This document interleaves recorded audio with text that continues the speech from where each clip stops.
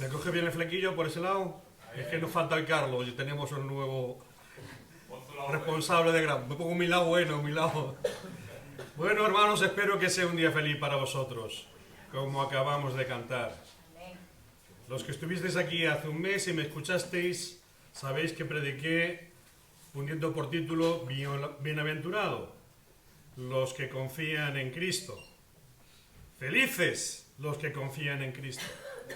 Espero que los que estemos aquí, la mayoría, confiemos en Cristo y vivamos con Él en felicidad. Amén. Destacaba aquel día de que Juan, el Bautista, al que el Señor consideró uno de los hombres más grandes que ha pisado la tierra, si no el más grande, porque había tenido el privilegio de anunciar a la persona de Cristo y la salvación en su nombre, que Juan el Bautista decía, arrepentíos. ¿Por qué? Porque el reino de los cielos se ha acercado.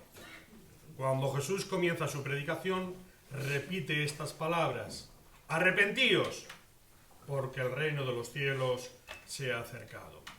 El arrepentimiento lo definíamos como, con esa palabra griega que es metanoia, como hay un cambio, una transformación, una toma de conciencia. Darnos cuenta de qué es la realidad, una nueva perspectiva. Y luego veremos que también se asocia al arrepentimiento la conversión. Bien, me doy cuenta de que las cosas se pueden entender de otra manera. Y una vez que las entiendo, ¿qué hago? Y Dios dice, convertíos. La palabra convertíos significa, toma esa dirección en tu vida. Un amigo mío muy querido, que ya no está entre nosotros sino en los cielos, que era un hombre de gran valor, de gran calidad humana, pero bastante testarudo. Lleva un día conduciendo un coche, hace años, moderno, tenía el GPS, de los primeros GPS, y un amigo mío que iba con él me cuenta, íbamos en el coche en una dirección y aquella voz femenina que le decía, de la vuelta, te he equivocado. Y mi amigo, esta es tonta, esta lo sabe.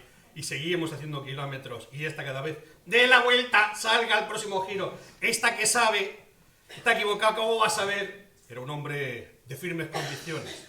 Tanto es así que su familia, que era de Salamanca, cuando era niño, le quería que él fuera carnicero y él dijo, yo quiero ser torero. Y llegó a ser torero en la Plaza de las Ventas.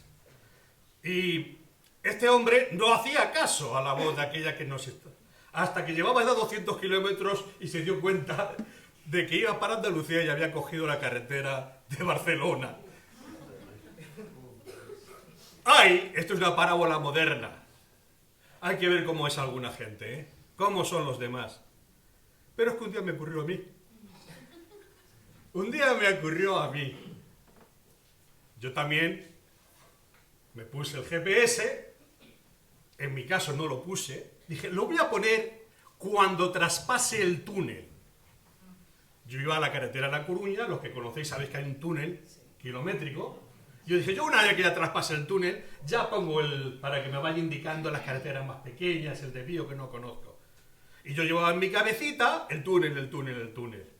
Cuando yo voy por la carretera y alguien me dice, creo que estás equivocado. Yo, no he pasado el túnel. Paso un túnel, y es el túnel de Somosaguas, que es de la carretera de Burgos, que nada tiene que ver. Yo no había conectado el GPS. Unos no le hacen caso, otros nos conectamos. Y justo hace 4 días, un amigo mío, que tiene un coche modernísimo, ese que solamente le falta, habla, se conduce solo, pero tiene un problema. Y es que es de los que la tecnología no le entran. Porque hay mucha gente, él tiene el teléfono de los antiguos, ya sabéis, que no le entra, y es normal. Y entonces el hombre no lo conecta. Y dice, no te vas a imaginar lo que me pasó. ¿Qué te ha pasado? Salí a comer esta semana, fuimos a un pueblo a comer un cordero ahí en Pedraza, y cuando volví había una niebla que no se veía nada, me confundí de camino. Y yo le dije, ¿llevas un coche que te guía solo? Pero es que él no se conecta. ¿A dónde voy con todo esto? a la misma idea que lo expresa la Biblia. Unos porque son tozudos y no hacen caso. Otros porque no lo conectamos. Y otros porque no sabemos usarlo y lo malinterpretamos. A veces en nuestra vida nos movemos perdidos. ¿De qué trata la Biblia? De que no estemos perdidos. De que damos pasos conscientes en la buena dirección. ¿Amén? Amén. Ya terminó la predicación, hermanos. Y con la ayuda de Jesús lo logramos. Estamos reunidos en su nombre. Él está presente. Esto no es una reunión más. Creemos en la presencia del Espíritu Santo. No está en el banco, está en cada uno de nosotros. Algunos somos más conscientes y otros menos. La consciencia, como os decía el otro tiempo, arranca con el bautismo, pero es el arranque. Todos necesitamos seguir avanzando y pidiendo al Señor la dirección. Una de las cosas que habitualmente tenemos todos, los cristianos, los creyentes, es que cuando hacemos un viaje, especialmente en un viaje, nos ponemos en la mano de Dios, ¿no? Yo soy muy consciente de eso cuando subí a un avión. Cuando subí a un avión, yo intentaba dejar mis deudas pagadas, todo resuelto para que no se acordaran de este señor, y yo ponía, Señor, si nos damos una castaña desde esta altura, directamente vamos contigo. No hay problema, pero yo no sé si vosotros tenéis lo mismo. Hay otros que lo hacen con el coche, ¿no? Con el vehículo. ¿Y por qué no hacerlo también por un tren? Porque últimamente se descarrilan mucho. Importante. A mí me dicen, ¿usted qué es? No católico, evangélico. Y a veces doy una respuesta diferente. La que más me gusta es decir, soy cristiano, seguidor de Jesucristo.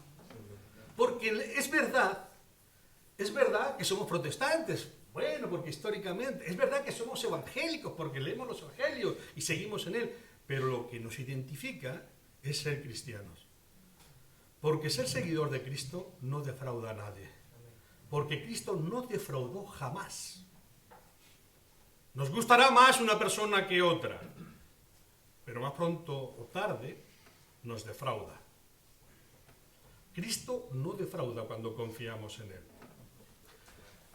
Si os acordáis, los que estabais aquí, expuse que Jesús, el que habla en nombre de Dios, hablaba con autoridad. Hablaba de verdades que estaban celestiales. Y desde esa óptica de arriba, Él nos iba y tenía indicando el camino. Os hablé que Jesús no dejó escrito su pensamiento, sus ideas, sino que las traspasó a un grupo de testigos. Por eso se colocó aquí que nosotros como testigos debemos dar testimonio ¿de qué? De Jesucristo. Como Iglesia de Cristo siempre hemos tenido orgullo que nuestra enseñanza, nuestra doctrina, era la doctrina del Nuevo Testamento, de aquellos primeros discípulos. Por eso le pedí a Rafa que hiciera esta lectura. Ahí tenemos al apóstol Pedro en uno de esos primeros mensajes arrancando y presentando su doctrina. Pedro y Juan llegan al templo y se encuentran con un hombre pidiendo dinero. La falta de dinero del siglo XX.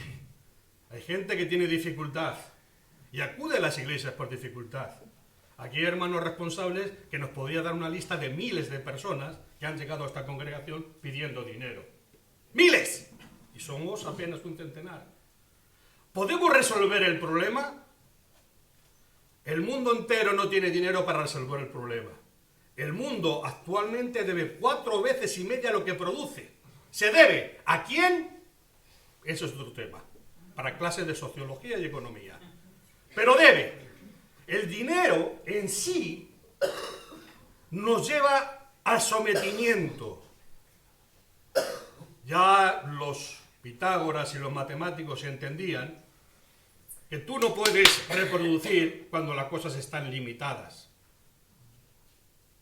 Solamente el espíritu no tiene límite. Lo humano tiene límite. lo espiritual es ilimitado. Cuando Jesús hace sus enseñanzas y lleva a testigos, que como decíamos eran testigos que algunas veces eran pescadores, otras veces eran recaudadores de impuestos, de todo tipo de personas que tenían diferente óptica, recogieron la enseñanza. Cuando Pedro, que es uno de los principales, cuando le dice a Pedro, tú tendrás la fuente, la piedra angular que soy yo, que manifestarás al mundo. Y Pedro hace caso de este mensaje, no bajo su autoridad, sino la autoridad para enseñar y reproducir lo que había escuchado de Jesús. Pedro dice cosas como estas: no tengo la capacidad para resolver tu problema económico. Los discípulos no somos ricos, no pertenecemos a la clase aristocrática pudiente, pero sí tenemos algo, y es la capacidad de sanar, resolverte tu problema de salud. Lo que tengo te doy. ¿Fue un capricho? Fijaros que Pedro dice que lo fijó mirada fijamente. Resolvió el capricho a alguien que tenía fe. Tiene fe suficiente para recibir la ayuda de Dios, porque sin fe es imposible recibir nada de Dios.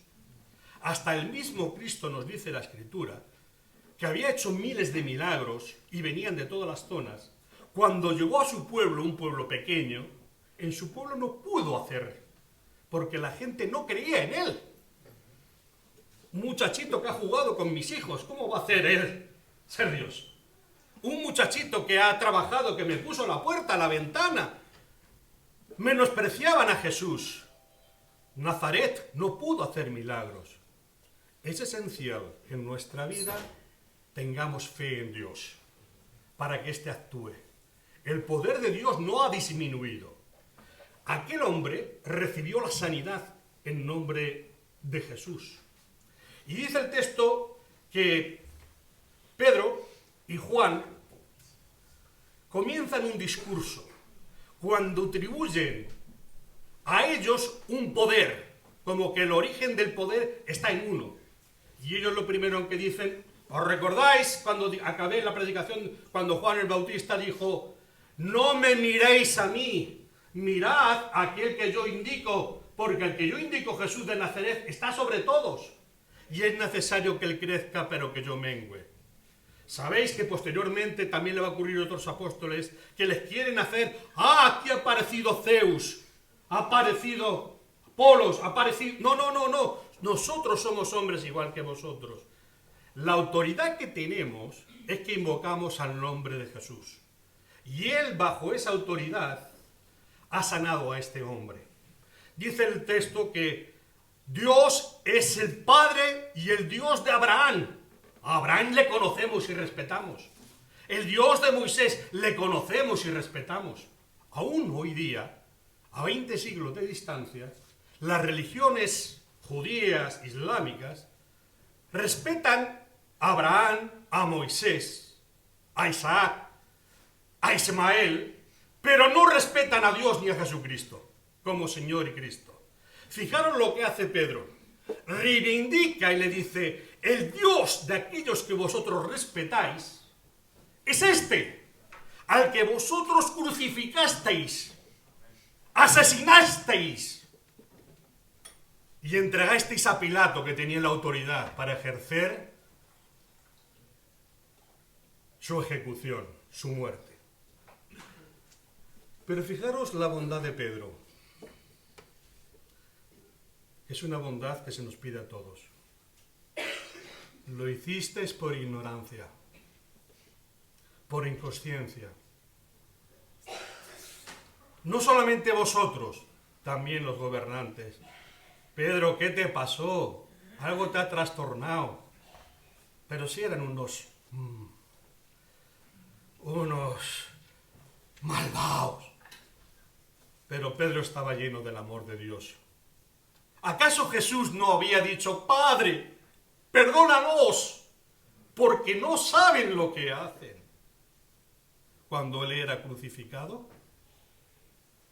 Padre, perdónalos, porque si supieran a quién están condenando, no lo harían. Les excusa. Posteriormente les acusa. Él dice: hijos, que vais a la universidad. Jesús es el autor de la vida y el creador de todo y de las cosas. La Biblia apunta a que nosotros no somos un accidente y una casualidad del azar, sino somos un proyecto bien definido por Dios desde el principio, desde antes de la creación del mundo. ¿Amén? Amén. No se enseña esto en las escuelas, no se enseña esto en las universidades. Ya os conté la última día que yo, cuando fui a la universidad por primera vez a estudiar sociología, el profesor de biología decía todas estas teorías, etcétera, y yo me guiaba por lo que aquí se enseñaba. Nuestro hermano Juan Antonio Monroy tenía una revista, y en esa revista argumentaba, montando la teoría darwinista, y posteriormente, y yo lo usaba para enfrentarme a mis profesores. Mis profesores, que eran muy de izquierda, como siguen siendo en las universidades en España y en muchos países, pues no toleraban que viniera un niñato a contarles otra teoría. Ellos, como son muy demócratas y muy tolerantes, pues me suspendían. Yo me di cuenta de que con suspensos no avanzas. Pero, mis hermanos, yo digo la verdad, sobre todo la verdad de Cristo, cueste lo que cueste. ¿Pagué el precio de ser expulsado? Bueno, me fui a sociología. Otra cueva D. Pero en esa cueva D había gente muy íntegra y profesores muy tolerantes y profesores muy respetuosos con la palabra. Entre otros, doña Carmen Iglesias, que fue tutora del príncipe nuestro, mujer europea, que defendía lo que dice la Biblia, aún se exponía a las risas de la mayoría de los estudiantes. Aquella mujer, culta como ella sola, digna como ella sola, defendía las Escrituras. Y yo me encuentro que muchas veces en la realidad, cuando los cristianos callamos, las piedras hablan. Significa que no todos los que estamos en las iglesias a veces defendemos la verdad de Dios, pero mucha gente que no va a iglesias defiende la verdad de Dios y la verdad de su palabra. Jesús viene a predicar, a enseñar y a sanar. Dice el texto de Mateo capítulo 4, y no he pasado la primera página, y ya estoy acabando, que Jesús enseñaba en las sinagogas, predicaba el evangelio del reino y sanaba toda enfermedad y toda dolencia en el pueblo. ¿Qué era la sinagoga? La sinagoga era la institución más importante en la vida de los judíos.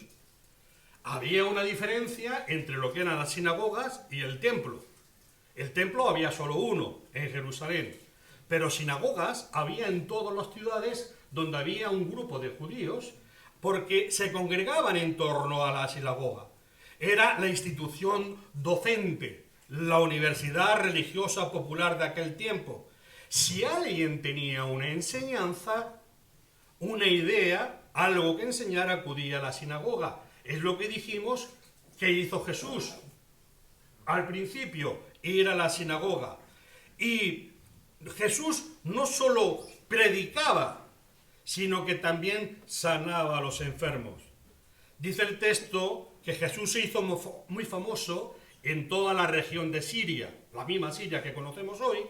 La gente le traía a personas que sufrían dolores y enfermedades o que tenían demonios. Fijaros, dolores, enfermedades, demonios. Y también a los que sufrían ataques o que no podían caminar ni moverse, y dice el texto, y a todos ellos sanó. Nos presenta, si veréis aquí, una cantidad de enfermedades enorme. distinguiendo de endemoniados de aquellos que tenían una esquizofrenia de ataques o de aquellos que tenían dolores o enfermedades diversas. No preguntaban la causa. Lo cierto es que Jesús sanaba a todos y se beneficiaban de la acción de Dios. Cuando nos acercamos a Jesús, nos cambia la vida por completo. Porque Jesús tiene poder para cambiar nuestra vida. Amén. Jesús tiene poder para sanarnos. Ayer escuchaba a una persona diciendo, la vida tiene el ser humano diferentes niveles. Lo físico, lo emocional, lo racional, lo espiritual. Si nosotros no estamos sanos de lo espiritual, no podemos curar a los demás. Podemos llegar. Un psicólogo puede llegar a decirnos, cambie usted de vida, cambie usted de trabajo, ese trabajo le hace daño, no vea las cosas de esa manera, tenga otra perspectiva, cambie su mente, mírelo así, pero no llega al nivel espiritual. El nivel espiritual es el nivel superior. Por eso, si alguna vez tenéis que acudir a un psicólogo o a un psiquiatra, que sea cristiano, porque él dará con la fórmula para que cambie vuestra vida. Un cristiano tiene en cuenta que lo que somos esencialmente son criaturas espirituales. Pero es verdad que nosotros ahora temporalmente estamos en el cuerpo y el cuerpo sufre, tiene dolores. Las emociones, tenemos desengaños, rupturas. Como diría aquel salmista, ay, si yo hubiera sufrido reveses de mis enemigos, pero es de mi amigo, es de mi familia, es de aquel en el que confiaba, donde vino la traición. Y esto te rompe el alma. El alma, las emociones pueden ser rotas, pero Dios tiene la capacidad de restaurar. Lo unimos con lo que dice el apóstol Pablo en Romanos. Todo lo que le sucede al Hijo de Dios, ¿le ayuda a qué? A bien. Es una experiencia que necesita para aprender y para crecer. Aún la enfermedad física, aún la experiencia del desengaño, aún las traiciones, aún todo lo malo que nos pueda ocurrir, si lo vemos desde la perspectiva de Dios, nos ayuda bien. Recordad que somos espíritu y el espíritu no enferma. Lo que es de Dios no enferma, enferma al cuerpo.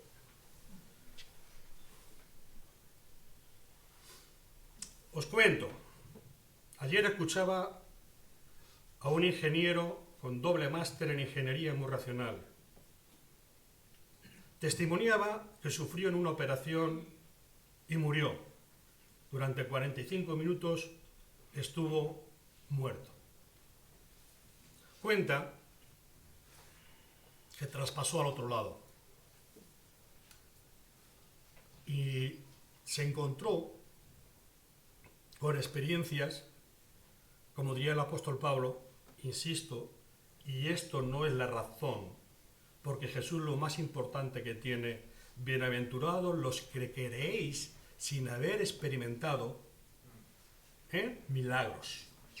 Este hombre cuenta que al estar en otro lado, se encontró con tal belleza, amor y paz como nunca había conocido aquí en la tierra. Consciente de que una operación intrascendente, se dio cuenta, le había arrebatado de su hijo y su mujer, él estaba con la intranquilidad que quería volver. Y dice, esa persona que no puedo identificar, pero creo que fue Jesús, me dijo con una mirada, te comprendo, vas a volver. Vas a volver. Y volvió a la vida. Ahí se enteró que había fallecido durante 45 minutos. Ya sabéis, sus pulmones encharcados, su corazón lleno, su propia sangre la había encharcado. Y cuenta, nunca experimenté tal amor, tal pureza. Y no quería volver. he perdido el miedo a la muerte, porque tras la muerte nos espera la vida. ¿Significa eso que no nos duele aquí lo que sucede aquí? Claro que nos duele. Nos duele el dolor de las personas enfermas que quisiéramos sanar y no lo comprendemos. Nos duele el sufrimiento de las personas que no tienen que llevarse a la boca un alimento cada día. Nos duele aquellas personas que nosotros abrimos el grifo de agua y tenemos agua, y tantos países y lugares que no tienen. Nos puede doler todo. E incluso sentirnos privilegiados porque algunos disfrutamos de todo aquello. Y nos duele cuando una persona fallece y tenemos que llorar y no nos avergoncemos porque el duelo está. Pero qué esperanza gozosa tenemos de saber que cuando este cuerpo deshiciere, tenemos de Dios una casa eterna hecha en los cielos donde vivimos eternamente. Amén. Amén. Y lo creemos por fe. Creemos que la amistad con Dios nos da una garantía de vivir una eternidad con Dios. Jesús predicaba, porque Jesús extendía certezas y acababa con la ignorancia acerca de Dios. Podemos especular, tiene que haber algo, sí es posible, todo esto no puede ser casualidad. Mirad, en nombre de Cristo sabemos quién es el autor de la vida y de la creación. Y podemos hablar con autoridad. Y la palabra nos lo enseña. Yo soy cristiano. Y como cristiano digo que todo lo que vemos procede de lo que no vemos. Todo lo que es tangible procede de lo que es intangible. Jesús puso el punto final al conocimiento de Dios. No hay más. No busquéis más allá, hermanos míos. No busquéis una revelación, un Mesías, una explicación nueva. Jesús puso punto final al conocimiento de Dios. No hay un Dios diferente, no hay una perspectiva más. E incluso la palabra nos dice que cualquiera, o si un ángel del cielo viniera y nos contara otra historia diferente a la que nos ha contado Cristo, sea contrario a Cristo, sea anatema. Hermanos, si queréis tener la mayor revelación de cómo sea Dios, creed en la persona de Cristo, que Él es Dios. Y ni siquiera Él, como decimos de aquí tantas veces, no vino con su carné de Dios, sino que vino con sus hechos y sus palabras. Y sus hechos y palabras revelaron que no había otra forma de que Cristo fuera Dios, porque lo revelaban sus hechos y sus acciones. Amén. Testimonio. Insisto, ojalá cada uno de nosotros, nuestros hechos sean dulces, nuestras palabras sean dulces. Como diría Santiago, ¡ay, quién domina esta! ¡Ay, si toda vez! Pero la palabra tiene poder, hermanos míos. Nuestra palabra tiene poder. Por eso Jesús predicaba. ¿Y qué predicaba Jesús? El mensaje de esperanza que hay desde la eternidad. Que los ciegos ven en nombre de Dios. Que los cojos andan en nombre de Dios. Y a los pobres es anunciado el Evangelio. Entonces me mantendré en la pobreza. Porque quiero que el Evangelio me afecte. Pero eso ya será parte del siguiente predicación. Dice la palabra, y esta es la palabra en Romanos capítulo 10. ¿Qué predicamos? Que si confesares con tu boca que Jesús es el Señor y creyeres que Dios lo levantó de los muertos, serás salvo. Porque todo aquel que invocare el nombre del Señor será salvo. Amén. ¿Cómo pues, dice él, invocarán a aquel en el cual no han creído? ¿Y cómo creerán en aquel de quien no han oído? ¿Y cómo irán sin haber quien los predique? Mujeres que saléis a predicar, bien hacéis. Amén. Porque ¿cómo creerán si no hay nadie que predique a Cristo? ¿Creéis que las televisiones, los periódicos, las radios predican a Cristo esencialmente? ¿A que no predican a Cristo? Porque no quieren que la gente sea salva. Sea libre en el nombre de Cristo. Nos quieren esclavos. Ay, Dios mío, si la gente conociera que Cristo libera. Ay, si la gente entendiera que acudir a Cristo es lo más liberador que hay. Como decía el poeta, las cadenas, las gruesas cadenas del amor de Cristo son tan livianas, nos amarran, nos sujetan, pero nos sujetan a la libertad del Espíritu. Hermanos míos, Jesús predicaba lo que Pedro recogió y nos enseña, que el cielo está abierto para todo aquel que invoque en el nombre del Señor y que confiese que Jesús es el Señor, y tendrá salvación. La salvación del cuerpo, la salvación del alma, la salvación de la psique, de nuestras emociones, la salvación de nuestra mente. Como diría el apóstol, todo lo bueno, todo lo puro, todo lo perfecto, en eso pensad. Pero tengo un pasado. El pasado queda enterrado, hermanos míos. Cuando Satanás te diga, que te crees mejor, borracho, drogadicto, mujeriego, envidioso, codicioso, porque siempre le apelamos a los vicios, materialista. Y dice, sí, lo fui, pero en nombre de Cristo hemos puesto solución a eso. Y cada día confío en Él. Y Jesús dice, si tú confías en mí, nada te faltará. A su debido tiempo lo que te conviene te lo daré. Solamente sé fiel. ¿Hasta cuándo? Hasta la muerte. Porque yo te daré la corona de la vida. Hermanos míos coronados, no olvidéis lo que dice el Evangelio. Esta victoria ya está concedida. Esta lucha ya está ganada. Y aunque tengamos que perder batallas aquí en la tierra, la victoria celestial, conquistada por Jesús, regalada a sus hijos, vivamos en victoria. Amén. Bienaventurados los que creemos en Cristo, porque hoy podemos ser felices en su nombre. Amén. Amén. María Elena, da gracias al Señor.